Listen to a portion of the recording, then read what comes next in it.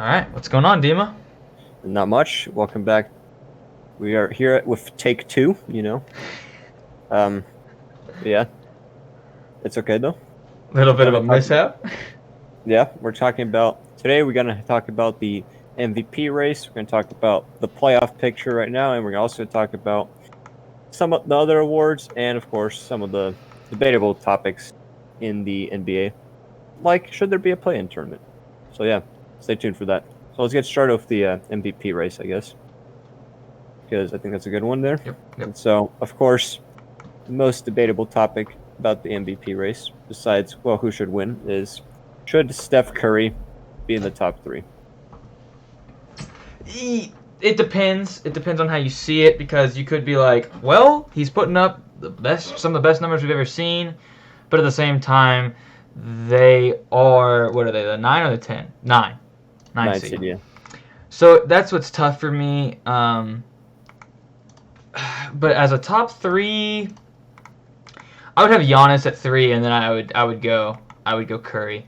I'd have Curry at a close 3, but he's gonna be the 4 spot. Yeah, no, yeah, I think it's ultimately just comes back to how the MVP award works because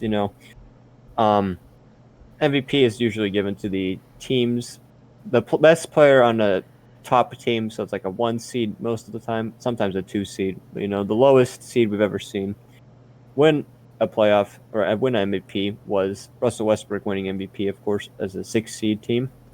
And so the Warriors are currently the 9 seed, and I don't see them personally going up to anything like a 6 seed, which they could, to be honest. They're not terribly far behind. They're 3 games back currently of the Mavericks, who are 6 seed.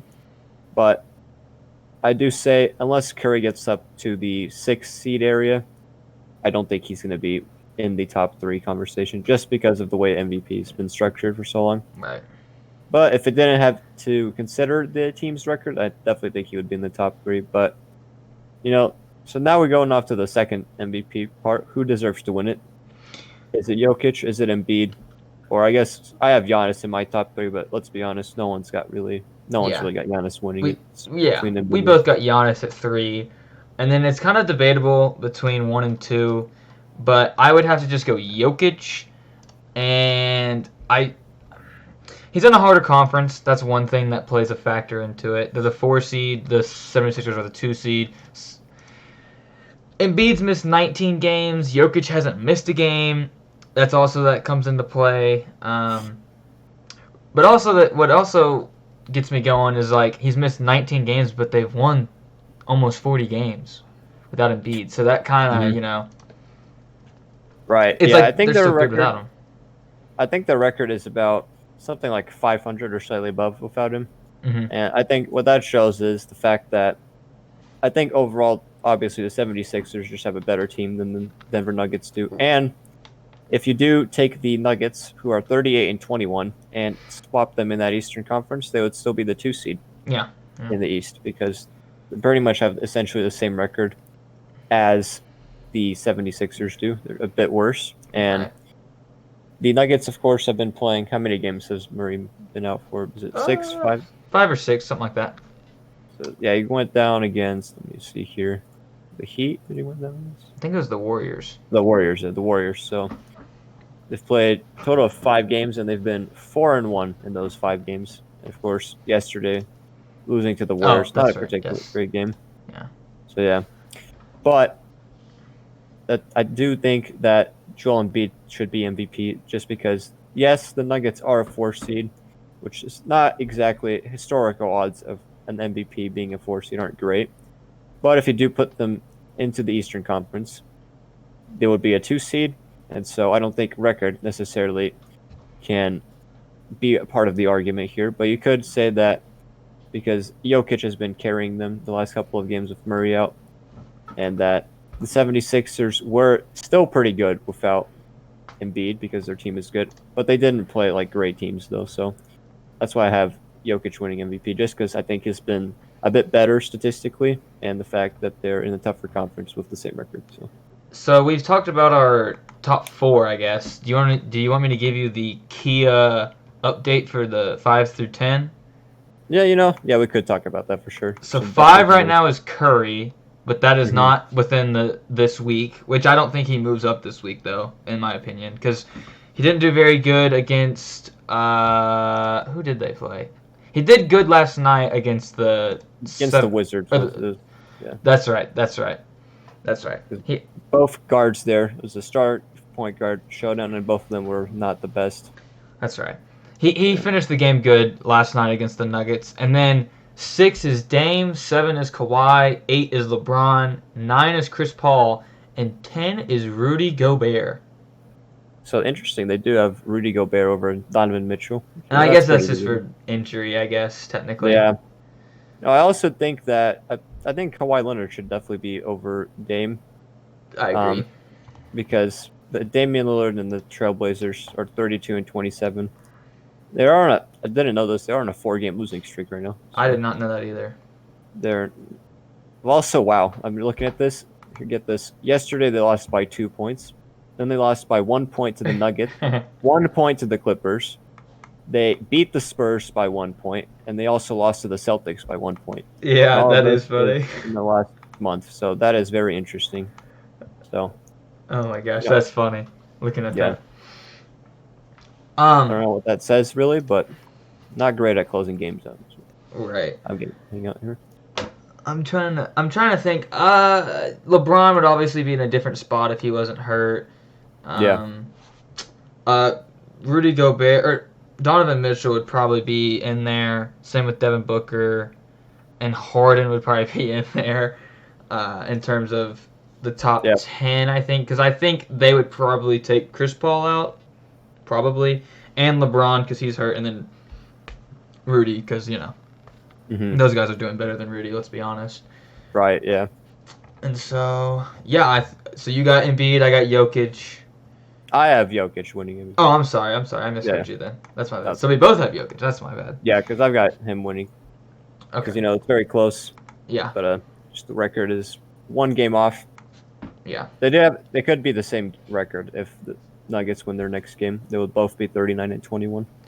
So It feels good to see a center win the MVP if it's gonna happen. yeah, It's been unless such something drastic happens for sure. I just hope Embiid or Jokic wins it. That's just what I want to see because we haven't seen one since Shaq before we were born.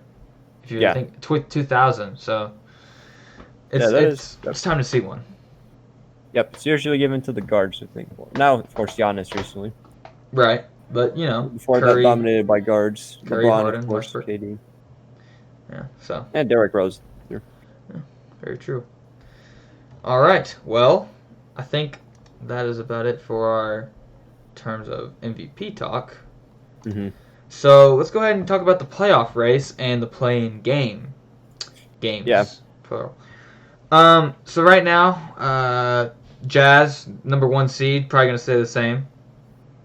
Right, yeah. Most They likely. could flip the 2, but I don't They see could. Suns and Clippers are the 2 and 3, and the Clippers could be jumping the Suns. Nuggets at 4, Lakers at 5, Mavericks at 6, Trailblazers at 7. 8 is the Grizzlies, 9 is the Warriors, and finally 10 is the Spurs. Mhm. So do we see much change there? I think it's pretty interesting because, let's see, 1, 2, and 3. I could see some change there, but I think the 3 teams there now, the Jazz, Suns, and Clippers, are going to be the 3 teams there. Just Yep. everything else. Yep. It's not going to be the Suns, of course, are pretty much playing very well. So are the Jazz, but of course the Jazz, Donovan Mitchell out, but he should be back soon. I think. I don't remember when he's back. It's not too long from now. And so I'm trying to remember what the schedule for each team looks like. I can't remember who's got the toughest schedule and stuff like that, because that does play a factor into it. Yep. Especially with these congested games, I think more this year than ever, the schedule difficulty. I'm going to try to pull it up. NBA schedule difficulty plays a bigger part than it ever has before. Yep. But yeah, 4 seed, I think Denver is pretty much set as the 4 seed despite having Murray out, because Anthony Davis has come back, of course, but LeBron is still out for the Lakers. So I do think we're going to be seeing a Nuggets-Lakers first-round matchup. This is the only one that I'm confident I'm seeing so far. Yep. And I do think, much as I hate to say, I think the Lakers would be pulling that off. Would be in about 6 games, probably. But yeah, I think I have them winning just because playoff Jamal Murray has always been a huge component for the Nuggets. And now that he's going to be out, Michael Porter Jr. would have to step up. And we're Yeah. not sure if he's going to do that. And when you're playing LeBron and Anthony Davis in the first Yep. round, it's very tough. Very tough. And we'll see another rematch in possibly 3 and 6 being the Clippers and the Mavericks, which would also be a fun one if KP can stay healthy. It seems like he exited the court last night from their game. So hopefully he can come back to play for him because, that could be a factor in them having to play in the play-in games if he's not going to be playing. So.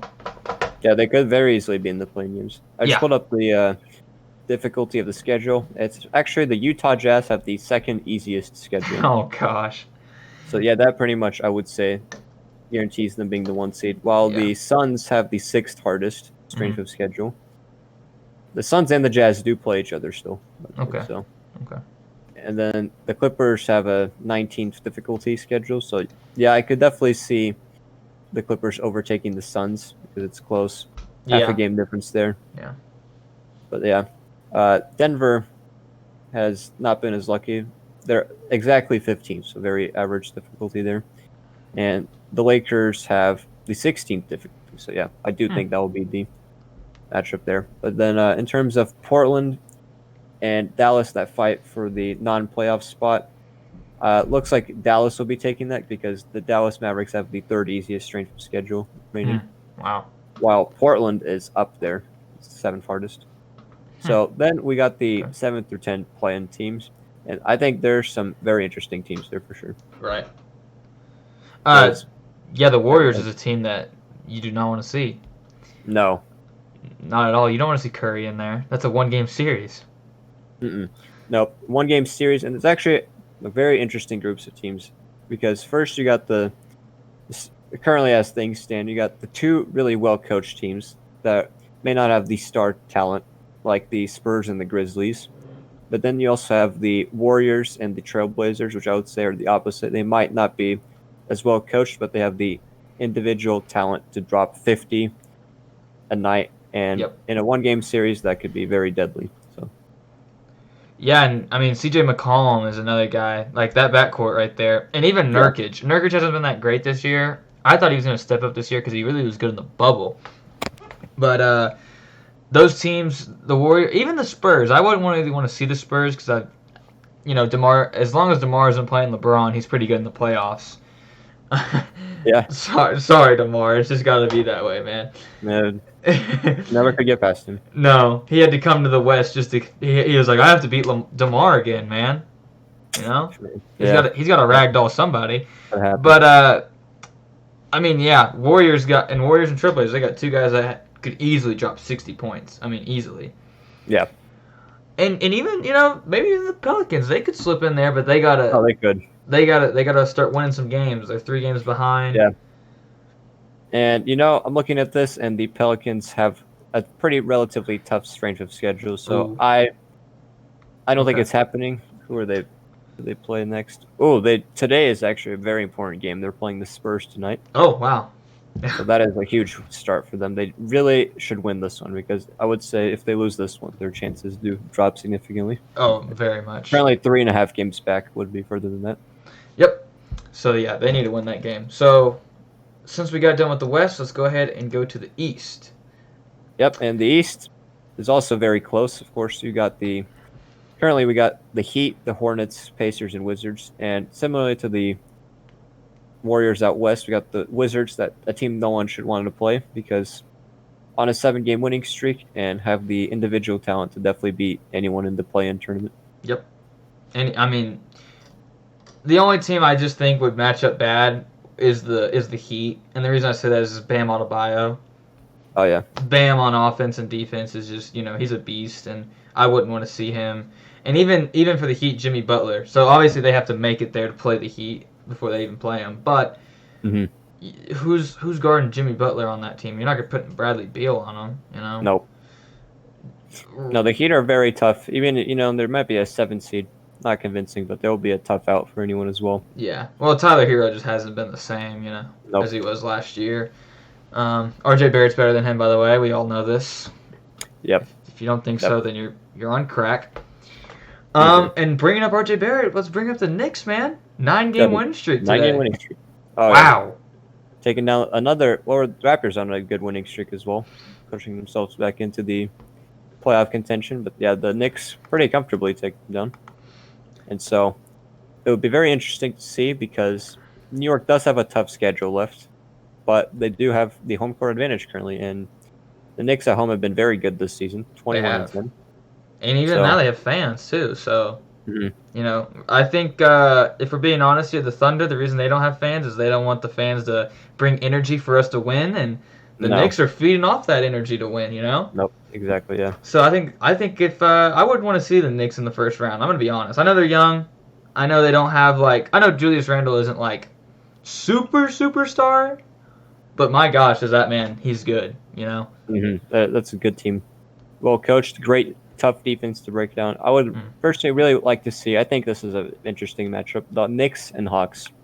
First, you have two very contrasting play styles going against each other. They have elite defense versus elite offense in the first round, and so we'll see who comes on top. Then second, of course, that means one of those teams has to be in the next playoff round, which is very exciting because the Knicks and the Hawks, of course, were not in the playoffs last season, and both teams were not great, and now they're of course rebuilt and back up there.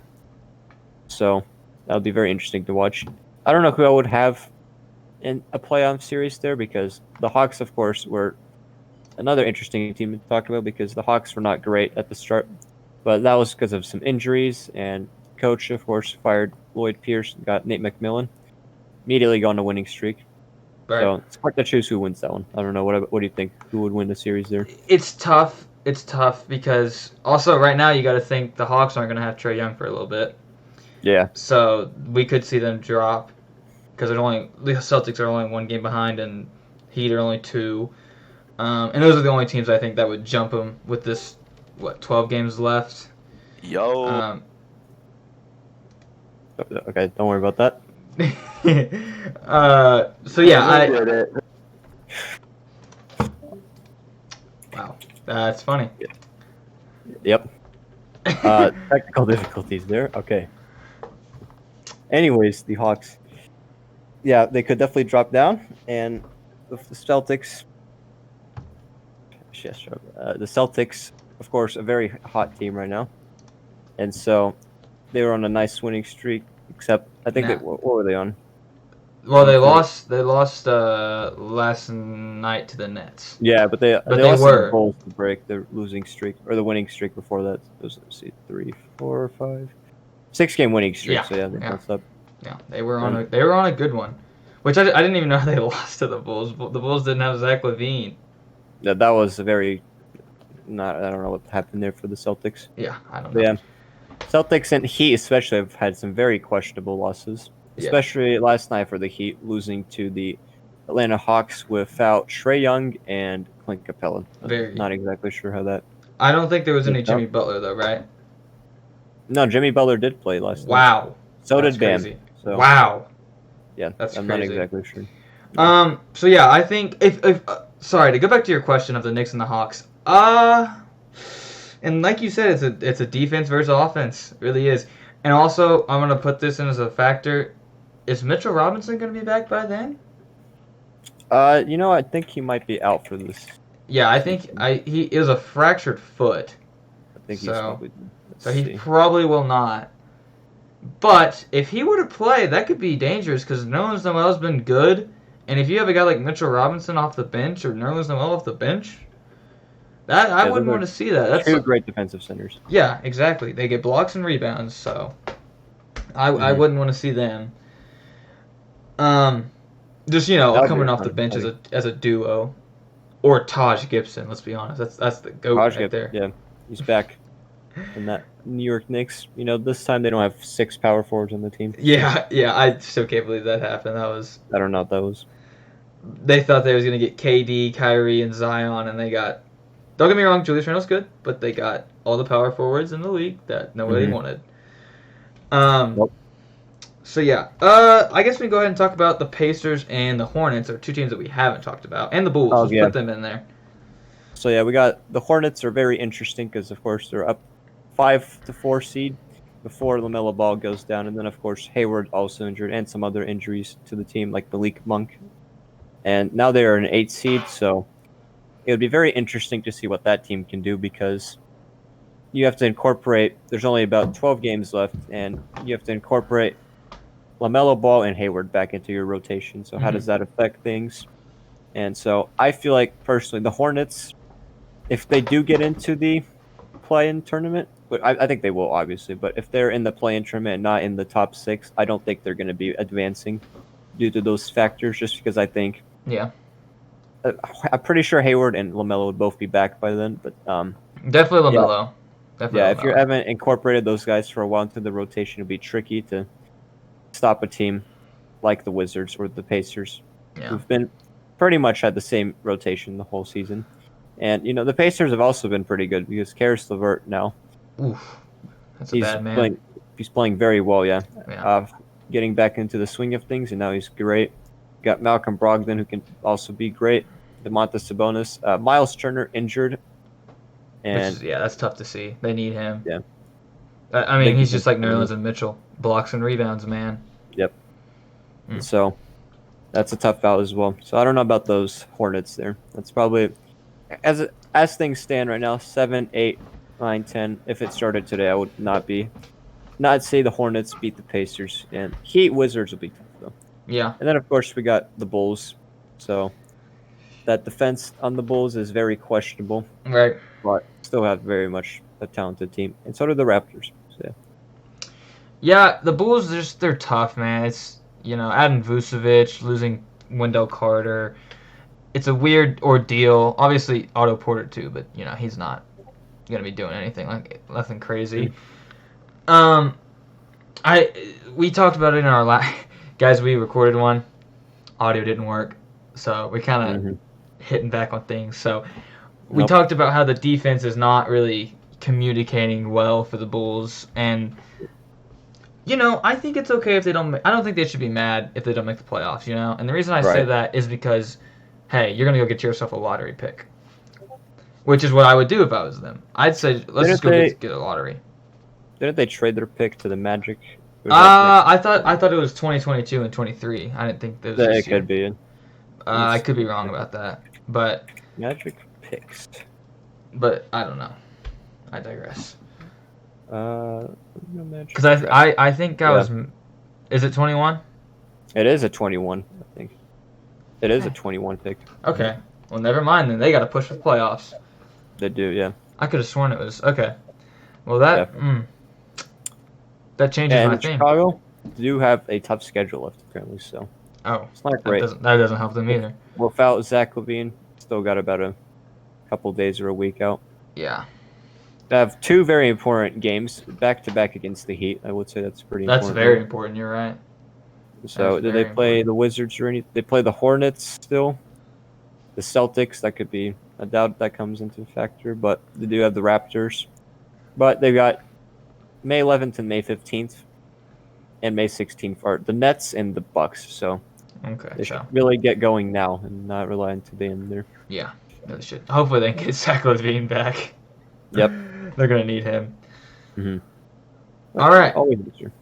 So I was thinking we could go over Rookie of the Year and how we do it, since we have talked about LaMelo coming back. Yep, we got LaMelo Ball. Of course, he's coming back. And I was one of those people that thought he was not going to be back yet. Going to be out for a while. And I basically had him out of the Rookie of the Year conversation. Right. But now that he's coming back, he's definitely going to be back in there. And if he does continue to play well and get the Hornets up to like a 6 or a 7 seed, or even a 5 seed, that's optimistic, definitely 100% should win it. There's so much importance to the team. But let's say LaMelo Ball does not play enough games, then I've got Edwards winning. So yeah. Yeah, that's exactly how I feel about it. I mean, no question to it. Edwards after the All-Star break. Honestly, I think LaMelo Ball could have won it if Edwards was putting up the numbers he was putting before the All-Star break. Even if he got hurt. I'm serious. I really do. Just because the Timberwolves weren't good. They've won more games. No, I'm not gonna say that. I'm not fact checked on that, but they've been a lot better ever since he's stepped up, and obviously that's just how it works. But if LaMelo's gonna be putting up the numbers he was putting when he was playing, then I got him winning. But if LaMelo's a dud, I got to go Edwards. But it's still tough for me to go Edwards because I only won 16 games. So yeah, it's another one of those similar to the MVP race. We're gonna have 3 guys there at the end because they always narrow down to 3. But let's be honest, third guy's probably gonna be Halliburton. There's not really. Yeah. I don't think he's gonna be standing a chance. It's kind of like last year's race, you know. It's really just Zion and Ja. Yeah, the third guy's there. And those guys almost made the playoffs. Oh yeah. They didn't lose out. Like the Grizzlies had to play a play-in game with the Trailblazers.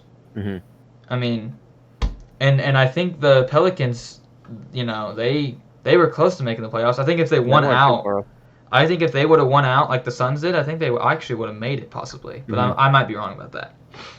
Yeah, it looks like they were finished 30-42 last year, which was only 4 games off the playoffs, so they weren't too far away. Yeah. Well, I think I don't even know if they went in the bubble, but who knows? Bubble was a crazy time. That was a crazy time. Yeah, for sure. So, yeah, LaMelo Ball, Anthony Edwards, definitely the easy favorites too. So now we got the 6th Man of the Year award, and so I'm one of those people that's like, get rid of this award because I don't understand necessarily Sure, it's kind of historically always been there. You got guys like Lou Williams winning it multiple times. And kind of, like probably I would say the only person that really associates himself with that. Because I mean, the 6th Man of the Year award it's cool and all, but what does it really mean? It's confusing. I'd say Jamal Crawford too. I'd say him. Oh yeah, Crawford too as well. Yeah, and that's about all I can. Those are the only 2 I can think of that are Yeah, because what if you just put Kevin Durant off the bench the whole season, and then there's your easy 6th Man of the Year. Or like last year, the Clippers have 2 6th man. How does that work? It's kind of interesting. But Shorter was robbed too. No, yeah, I do think he was robbed, but Lou Williams and Montrezl Harrell, of course, the 2 6th man. Yeah, double 6 man. Exactly. And you know what? I don't want to like bash on Harrell winning it over Dennis, but he had the most usage rate out of any 6th man. Montrezl Harrell did, and so that just, I don't know, that just kind of set me off because really he was playing what Zubac, Zubac is a starter, but Zubac, if you were to realistically think about it, Zubac would be getting what Montrezl Harrell got. So there was no need to really pinch Montrezl Harrell. I mean, that's just how it is. Yeah, and of course, Dennis Schroeder, every time he would come in off the bench, always making a big impact. Yeah. And so, I don't know. Oh, well. But this year, of course, that was a bit off. This year, I would say, the favorites would be, of course, we got Jordan Clarkson for the Jazz, who's probably the clear favorite, but then he's also digressed a bit recently. Yeah. So, of course, Joe Ingles picking himself up into that award race. Then we have guys like Chris Boucher for the Raptors, who've been fantastic.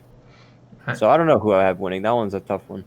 I mean, I'm probably just gonna have to say Jordan Clarkson, just because at the beginning he was a big reason why they were winning games.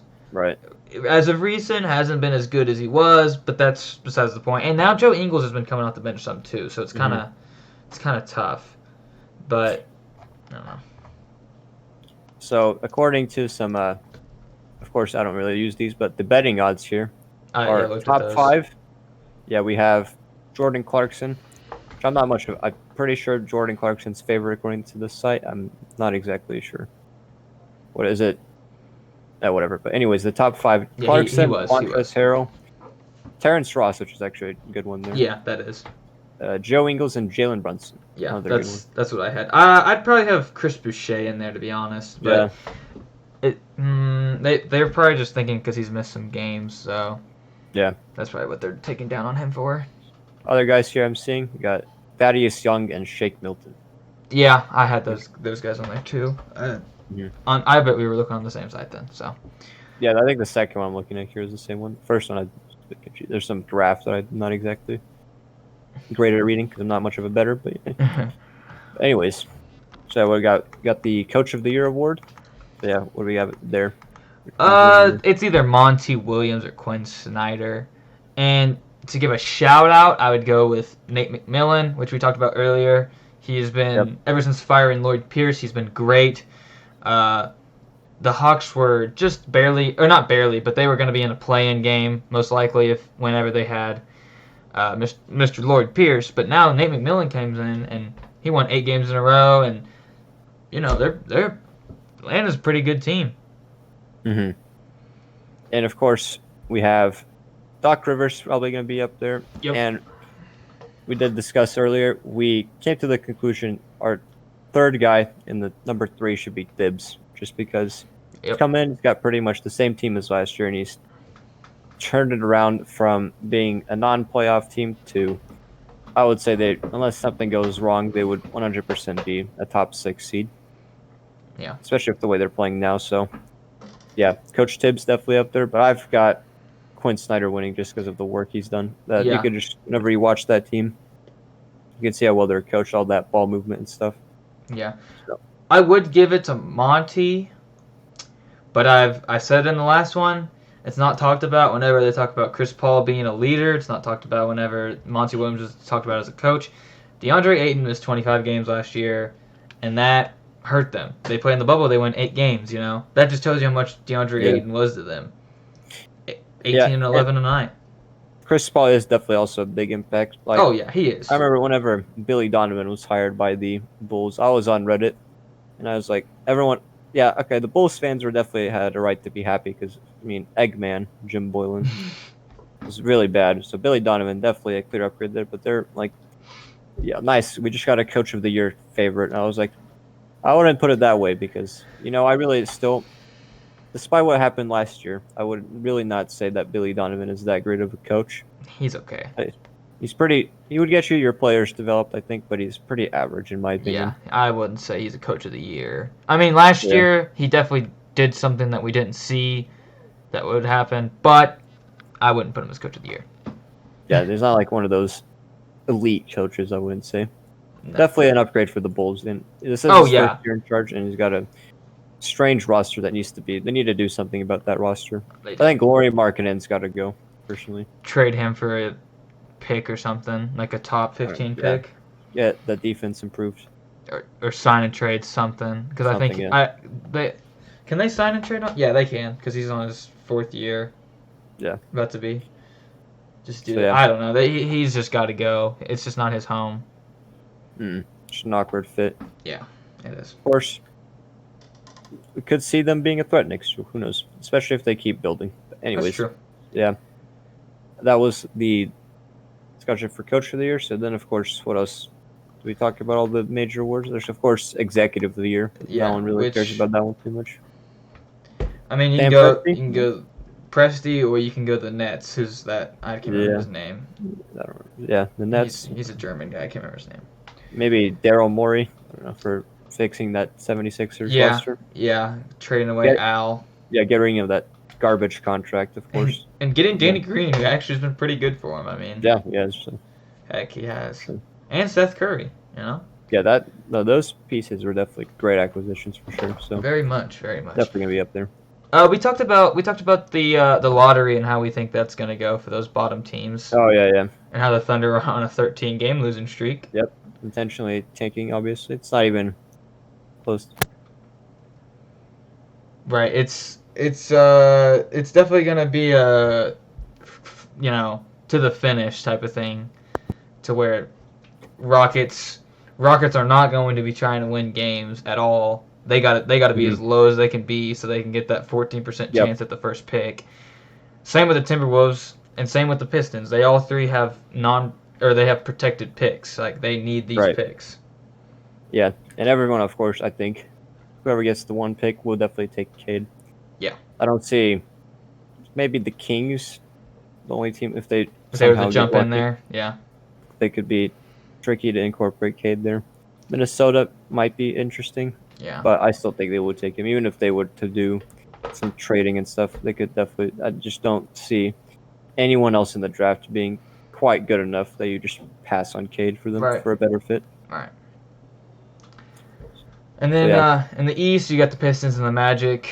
Cavaliers are behind the Thunder or in front of the Thunder, so Oh yeah, those that's two another team teams. that would be interesting because they've got Garland and Sexton already. So what do you Yep, do? yep. You Got probably go two. Mobley or Kuminga, Yeah, one of those two guys. Unless you can see Jalen Green as a three. yeah. I mean, I'm gonna be completely honest. I'm not much of a college basketball expert, so not necessarily great with knowing the prospects, but we know Cade is gonna be number one. That's right. I don't know what the mock drafts they're going with here. So yeah, interesting to see. It will First. be. That will be. Well, all right. I think that's the podcast. So yeah, that's it for the first one here.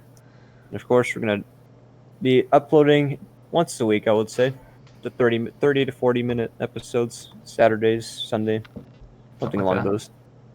Of course, we're just gonna be talking about what events occur between now and next week. And then, of course, the updates on if anything in the standings change and stuff like that. Injuries, we could talk about that. How injuries have impacted the teams on next episode. So yeah, we'll definitely have something come up with by then. Yep. And then we will link everything below that you can follow or subscribe to Yep. and all that good stuff. So yeah, that has Yep. been the podcast. Yep. Take care, guys.